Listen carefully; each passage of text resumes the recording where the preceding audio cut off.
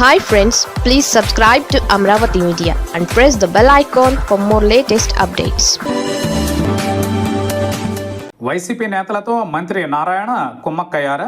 YCP నేతలకు మంత్రి నారాయణ అండగా నిలుస్తున్నారా? అవినీతి అధికారులకు కొమ్ము కాస్తున్నారా?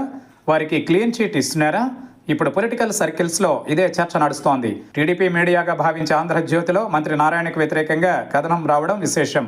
అంతటా దీనిపైనే చర్చ నడుస్తోంది.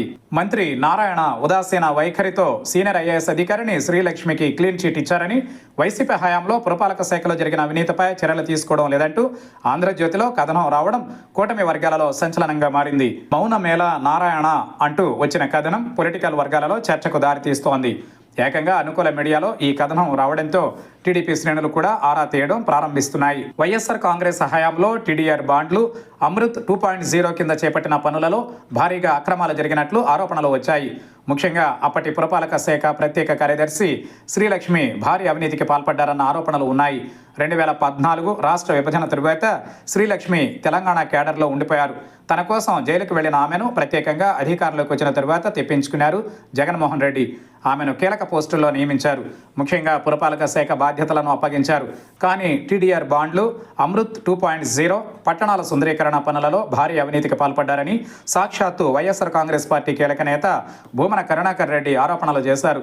దీంతో వైఎస్ఆర్ కాంగ్రెస్ పార్టీ హయాంలోనే అవినీతి జరిగినట్లు ఆయన ఒప్పుకున్నట్లయింది. ప్రస్తుతం శాసనసభ సమావేశాలు జరుగుతున్నాయి. విపక్ష వైఎస్ఆర్ కాంగ్రెస్ పార్టీ ఎమ్మెల్యేలు లేకపోవడంతో కూటమి ఎమ్మెల్యేలే ప్రతిపక్ష పాత్ర పోషిస్తున్నారు. ఈ క్రమంలో టీడీపీ, జనసేన, బీజేపీ ఎమ్మెల్యేలు ఎక్కువగా టీడీఆర్ బాండ్ల ప్రస్తావన తీసుకొస్తున్నారు. పట్టణాల సుందరీకరణ పేరుతో భారీగా దోపిడీ జరిగిందని ఆరోపించారు. ఇదే విషయంపై ఆముదాల వలస ఎమ్మెల్యే కోన రవికుమార్ తన నియోజకవర్గంలో జరిగిన అవకతవకలను ప్రశ్నించారు. మంత్రితో పాటు సంబంధిత అధికారులు వస్తే అక్కడ జరిగిన అవినీతిని చూపిస్తానని చెప్పుకొచ్చారు. పీడీఆర్ బాండ్ల అవినీతిపై విచారణకు సభా సంఘాన్ని వేయాలని కోరారు.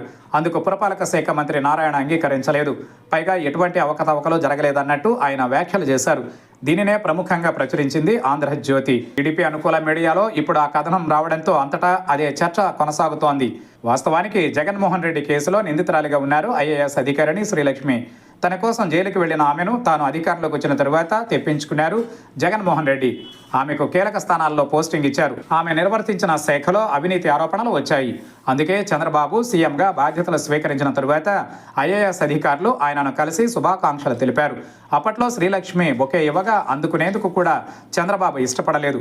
కానీ శ్రీలక్ష్మి పలుమార్లు మంత్రి నారాయణను కలిసినట్లు వార్తలు వస్తున్నాయి. అయితే ఇదే మంత్రి నారాయణను వైసీపీ ప్రభుత్వం టార్గెట్ చేసింది.